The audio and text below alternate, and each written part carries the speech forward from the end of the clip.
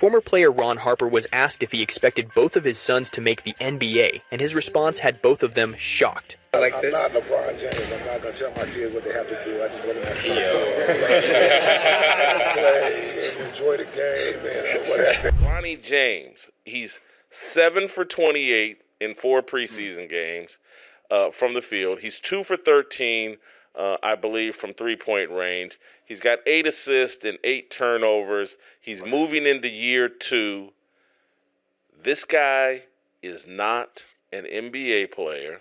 You know, when it comes to basketball, it's the greatest accomplishment that I've ever had.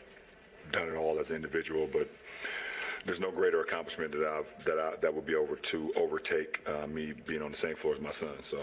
I'm not LeBron James. I'm not going to tell my kids what they have to do. I just want them to The 2026 NBA All-Star Weekend just served us something way more entertaining than the actual game itself. And no, we're not talking about Kawhi Leonard going absolutely nuclear on the court. Here, old teammate, two-time teammate. He is scorching! We're talking about Ron Harper casually obliterating LeBron James with one perfectly executed verbal kill shot that's got the entire basketball world talking. I'm not LeBron James. I'm not going to tell my kids what they have to do. I just want them to Let's set the stage here. It's All-Star Weekend in San Francisco. The Harper family, Ron Sr., Ron Jr., and the electrifying 19-year-old rookie Dylan Harper just competed in the Shooting Stars competition. They're sitting at the podium doing the standard media availability thing. Reporters are lobbing softballs, everyone's relaxed, the boys are clowning their old man about missing layups. Standard family banter, right? Then someone asks Ron Sr. a simple question. When Dylan and Ron Jr. were born, was this division? Did you see them becoming NBA players? Did you dream of this moment? And that's when Ron Harper dropped an absolute nuke. I'm not LeBron James. I'm not going to tell my kids what they have to do. I just want them to The disrespect, the precision, the absolute surgical nature of that response. Ron Harper didn't just answer the question, he ethered LeBron James in front of the entire basketball world without even raising his voice. No hesitation, no filter, just pure, uncut truth delivered with the casual confidence of a man who won 5 consecutive NBA championships. And the best part? Look at Dylan Harper's reaction. The 19-year-old rookie can barely contain himself. His face says everything. That's the look of a son who just watched his dad completely annihilate the biggest name in basketball with zero regard for human life. Because here's what Ron Harper just said without actually saying it. LeBron James didn't let Bronny choose his own path. LeBron made it about himself. LeBron turned his son's basketball journey into the LeBron James ego tour, dragging Bronny through the circus of manufactured legacy building and forced father-son narratives that nobody asked for. And Ron Harper, he let his sons become who they wanted to be. The contrast couldn't be more devastating. Let's talk about the Harper boys for a second. Ron Jr., yeah, he's bouncing around the league a bit. He's on his 3rd team in 4 years with the Boston Celtics. Not every player becomes a superstar, and that's perfectly fine. But Dylan Harper, this kid is the real deal.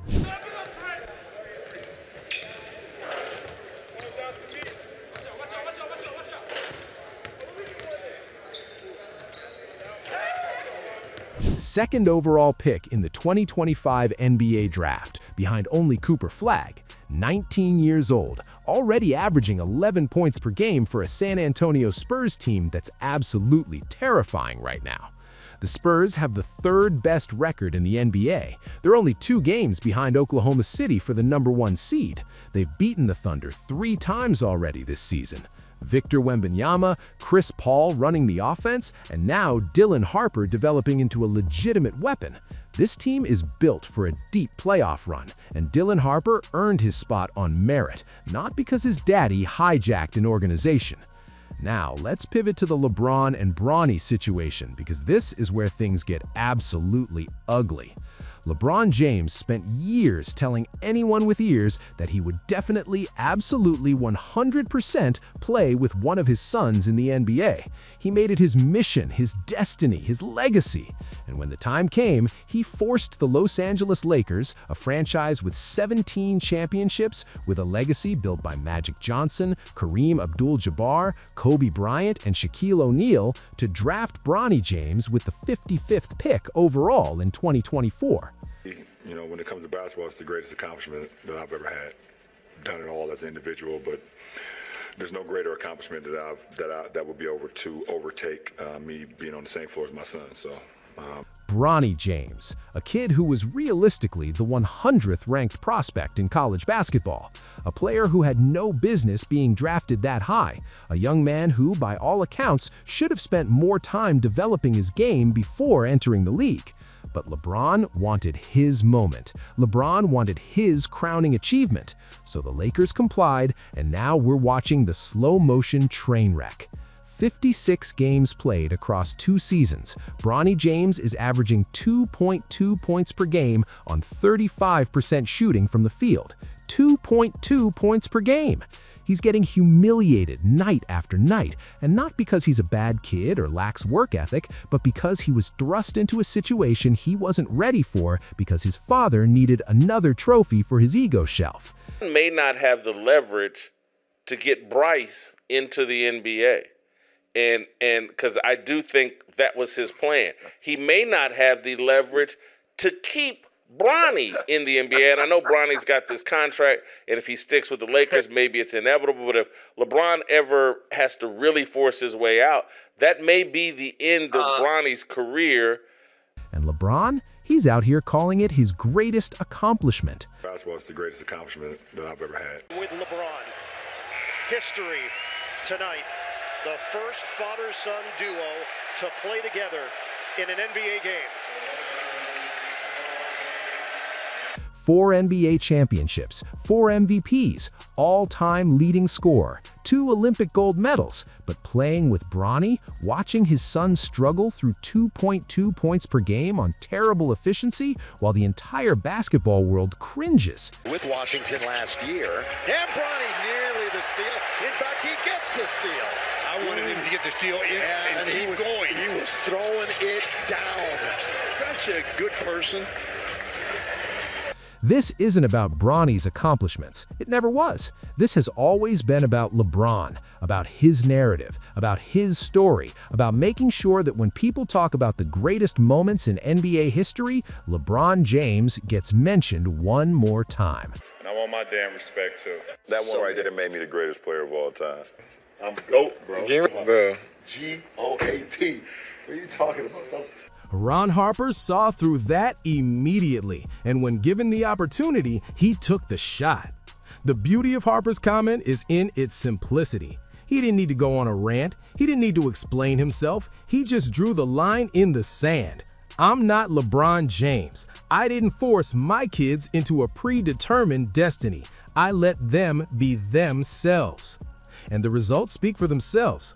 Dylan Harper is thriving in San Antonio. He's learning from one of the best organizations in basketball history. He's developing his game alongside generational talents. He's earning his minutes, his respect, his place in the league. Nobody's questioning whether Dylan belongs. Nobody's writing think pieces about nepotism or legacy manipulation. Dylan Harper is there because he's good. Period. He's got too many tricks. His bag is too deep. Meanwhile, Bronny James is a constant source of debate, scrutiny, and secondhand embarrassment. Is it fair to him? Absolutely not. But that's what happens when your father turns your career into a vanity project. Here's the thing that really stings for LeBron. Ron Harper wasn't even trying to be disrespectful. He was just answering a question honestly. But honesty, when contrasted this sharply with LeBron's approach, becomes the ultimate insult. LeBron has spent his entire career controlling narratives. He orchestrated the decision. He formed super teams in Miami. He returned to Cleveland with championship expectations. He's posted cryptic Instagram messages, thrown teammates under the bus, and demanded trades that reshaped franchises. Everything is calculated. Everything is about the LeBron brand. But Ron Harper, five-time NBA champion, starting point guard for the second three-peat Bulls, key contributor to Shaq and Kobe's first two Lakers championships. The man finished his career with 5 consecutive NBA titles and never once demanded the spotlight. He did his job, won his rings, and raised his kids with humility and respect. That's the difference. That's why Harper's comment landed like a cruise missile. And speaking of LeBron controlling narratives, let's talk about his All-Star Weekend press conference. The man who loves talking about himself, who will gladly discuss his greatness at any opportunity, who shows up to events with live goats and throws crowns on his head, suddenly got annoyed when asked about his playing future. I want to live. When I know, you guys will know. I don't know. I have no idea. I just want to live, that's all. Oh, LeBron just wants to live. Poor guy. Can't handle one question about next season? Too invasive, too personal. Just let him exist in peace. This is the same man who orchestrated an entire ESPN special to announce where he'd play basketball. The same guy who literally trademarked Taco Tuesday. The same player who posts workout videos with dramatic music and inspirational quotes every offseason.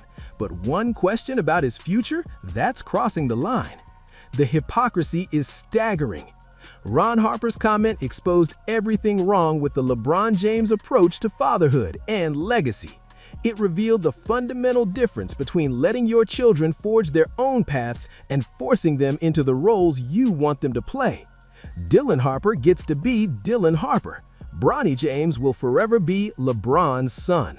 And that's the tragedy here. Bronny might have had a completely different career trajectory if his father hadn't made everything about manufacturing a historic moment. Maybe Bronny develops in the G League for a few years. Maybe he works on his game overseas. Maybe he becomes a solid role player on his own timeline. But we'll never know because LeBron needed his legacy moment right now. Ron Harper didn't need that. His legacy was secure. 5 championships, 15-year career, multiple 20-point-per-game seasons, played alongside Michael Jordan and Kobe Bryant. He had nothing left to prove. So when his son showed basketball talent, he simply encouraged them, supported them, let them grow. And now Dylan Harper is a legitimate NBA talent on a contender, and Ron Jr. continues his journey in the league. The 2026 All-Star Weekend will be remembered for a lot of things, but nothing will top Ron Harper's perfectly delivered, completely justified verbal decimation of everything wrong with the LeBron and Bronny situation. Welcome to the modern NBA, where sometimes the most devastating moments don't happen on the court. They happen at a press conference, delivered by a 5-time champion who simply chose to tell the truth. Ron Harper, Father of the Year, truth teller extraordinaire, and the man who just reminded everyone that real legacy is about what you build, not what you force. LeBron James just got schooled, and the teacher didn't even need to break a sweat.